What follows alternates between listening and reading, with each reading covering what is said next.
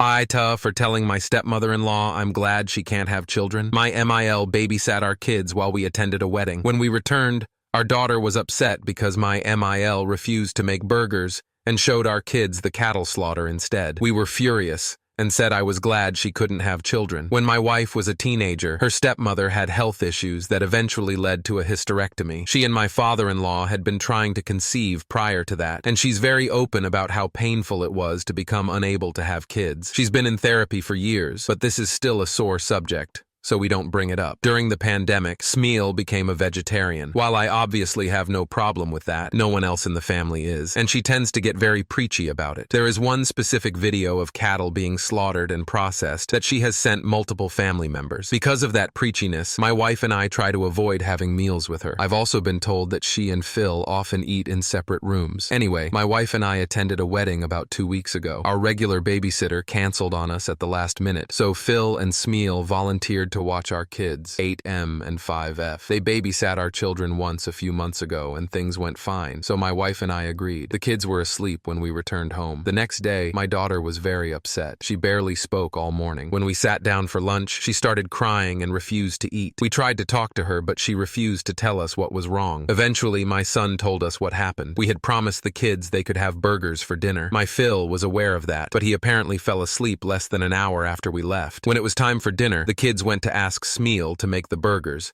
and she refused. My son offered to wake Phil up, but she said no to that too. She said she would make the kids something else for dinner. When my children started begging for the burgers, Smile showed them the cattle video. She also apparently told them my wife was secretly against them eating meat, which is why they hesitated to tell us what she'd done. My wife and I had a talk with our kids and managed to get them to feel better. After they went to bed, we called Smeel. She confirmed she'd shown them the video. To say we're both outraged would be putting it lightly. My wife and I immediately told her we were cutting her off from our kids, and we'll probably do the same with Phil for falling asleep while he was supposed to be babysitting. Smile started trying to defend herself. She told us she was only trying to help and that we should be making more efforts to get our kids to eat healthy. It only made me angrier. I told her she has no idea how glad I am that she can't have children because I'd pity the child that would have her as a mother. After that, she hung up on us. Phil has been calling and texting us. He is apologetic for falling asleep, but insists that cutting him and his wife off is an overreaction. He's also angry that I mocked Smeel's infertility. Apparently,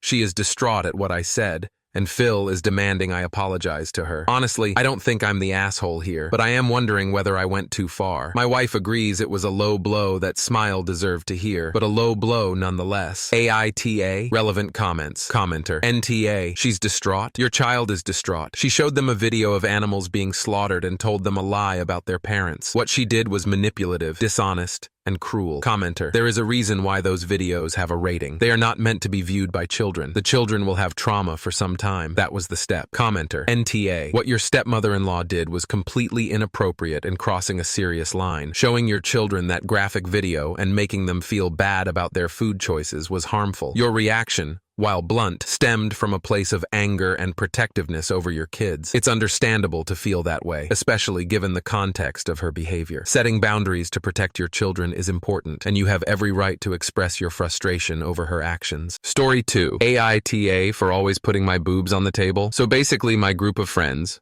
about 8 total, get together every week for D&D. There are only 2 women in our group, including myself. It's always at friend A's house because he's the DM and has his fancy table and his whole setup there. A has a fiancé who recently moved in with him. She's cool, and I don't really have anything against her. She just has her own group of friends and doesn't have the same interests as us, or click, for a lack of a better word, with her husband's friends, us. She recently has been trying to get more into A's interests, so she has been there for our games. She doesn't play with us, just kind of watches and plays on her phone, which is fine, of course. A has a table he set up specifically for the game, one with a recessed middle so we don't have to put away our stuff at the end. He just puts a leaf over the top to protect it. Because of that, in order to move around your character, you have to lean forward or stand to be able to reach. Now I have big boobs. I'm not a particularly big woman. I'm like in my late 20s. 5'4" and 155-ish pounds with H-cup breasts. And yes, before you ask, I have already started the process of getting a reduction, and I cannot wait to have this weight off of me. The problem is that when I lean forward to move my character, my breasts squish against the side of the table, and after a while it gets uncomfortable and painful. So I've taken to lifting up a little and settling with my breasts sitting on the edge of the table. It doesn't push them up or call attention to them. To be honest, I don't even think it's noticeable. With the height of the chairs, I can still sit normally with them there and lean forward without it hurting my boobs. I've been doing this for months and no one has said anything, but last week, A's fiancé snapped out of nowhere and accused me of trying to put myself on display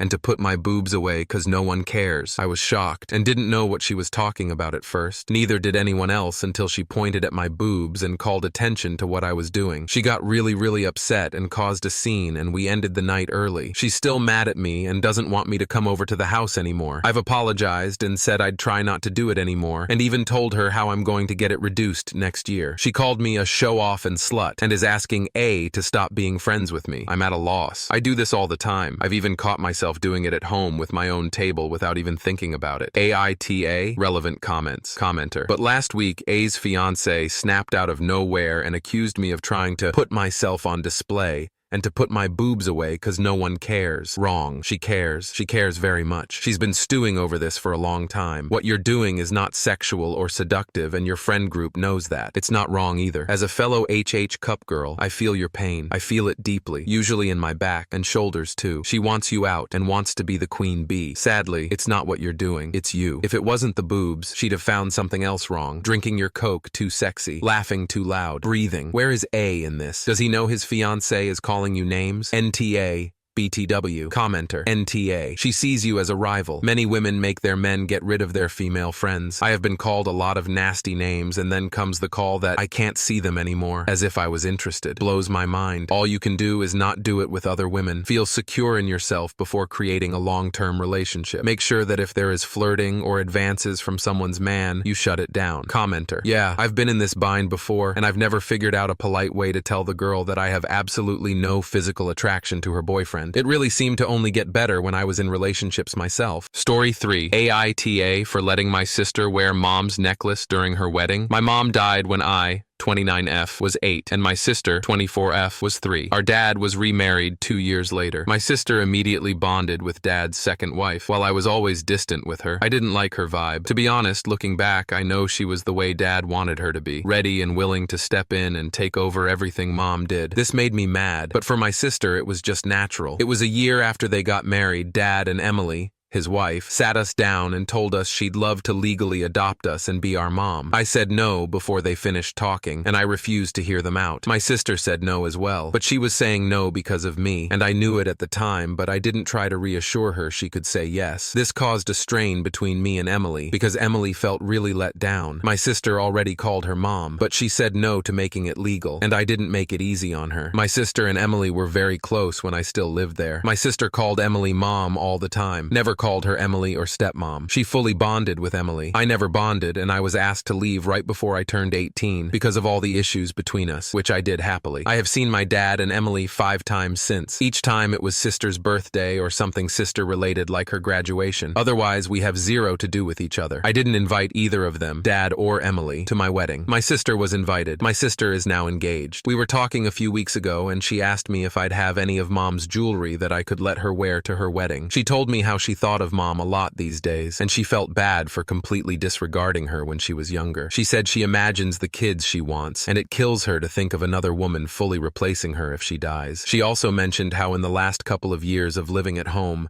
she asked about mom more, and Emily clearly disliked it, and dad refused to talk about her. She said for her wedding she would feel wrong wearing something of Emily's when Emily wanted to squash out mom's memory. I told my sister she could have the necklace mom wore to her wedding and I wore to mine, that it could connect the 3 of us. She loved the idea. Emily and dad are pissed. They feel like my sister is disrespecting Emily, but they are also pissed at me and reached out for the first time in more than a decade to yell at me for successfully alienating my sister from Emily and destroying my sister's only motherly relationship. They told me I only said yes to spite Emily, And I'm shitty when my sister has called Emily mom almost her whole life. AITA? Relevant comments. Commenter. So according to your dad and stepmom, you are somehow doing something your sister asked of you that makes you both happy. At them, Emily had the chance to take the high road and blew it. She already had a whole childhood with your sister where your sister gave her everything she wanted in terms of treating her like a mom, and she still needed to try to erase your mom's memory. If she's unhappy about a very small token of your mom at your sister's wedding, honestly, I hope she marinates in that bitterness. NTA. Commenter. NTA. But don't let sister have it until day of. Put it on her after she puts on her dress,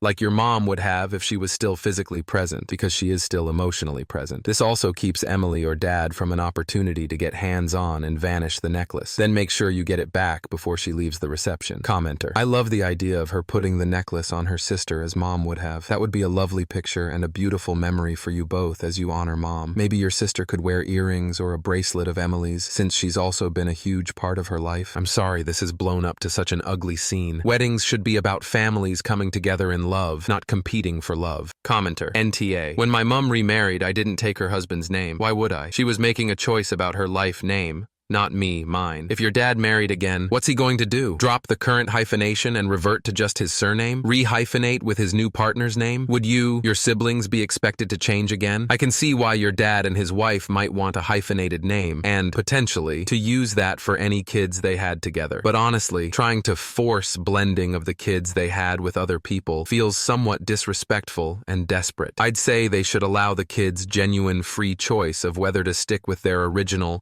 single surname or switch to the hyphenated one, and also change their minds later if they wish. Commenter. Dude just wants to deliver a package. He's not asking to be involved in family politics. The answer to a delivery person asking your last name to confirm they can deliver you a package is yes, so they can go about their day without this extra interaction. Kid is picking his battles with the wrong people. No need to be argumentative or pedantic in situations like a package delivery. YTA. It's also obviously bothering the rest of the family. Kid can choose to keep his last name, but could maybe be a little nicer about it. Commenter. I agree with this. OP knew the package was for them. OP could have said something non-committal like, "This is the right house," or, "Yes, that's for us." I don't blame OP for digging their heels in about the last name, but I think there is a valid reason to be annoyed about this specific interaction. Story 4. AITA for not using the hyphenated name of the blended family. So my dad and his wife blended two families together 5 years ago. Dad has me, 15 mem, and my brother, 12, and my sister, 10. His wife has 2 daughters, 14, 13, and 2 sons, 11, 9. Their dad and our mom are dead, so we all live together all of the time. After my dad got married, they hyphenated their last names to be her last name, his last name. Her kids and my siblings agreed to the hyphenated name. I said no and kept my name as it was. I was asked a few times if I'd like to change it, but my answer was always the same. When talking about the blended family, my dad and his wife and my siblings and step-siblings will say the her last name, his last name hyphenated version, but I always say my last name, and I never use the blended family name. Why this became a big deal is someone asked me if I was a hyphenated name, and I said no, just my last name. It was someone delivering a package to the house. But my dad's wife heard me say it, and she asked me why I did that, and I told her because it's my last name. She told me I am a part of the family though, and when talking to others, I could use the hyphenated name even if I don't make it legally my name. I told her I didn't want to, and when my dad found out about it, he told me I should use the hyphenated name when talking to others, and I'm just being difficult using my last name. AITA, thank you so much for watching until the end. If you enjoyed our videos, please don't forget to like, share, and subscribe to stay updated with our latest ones. Have a great day.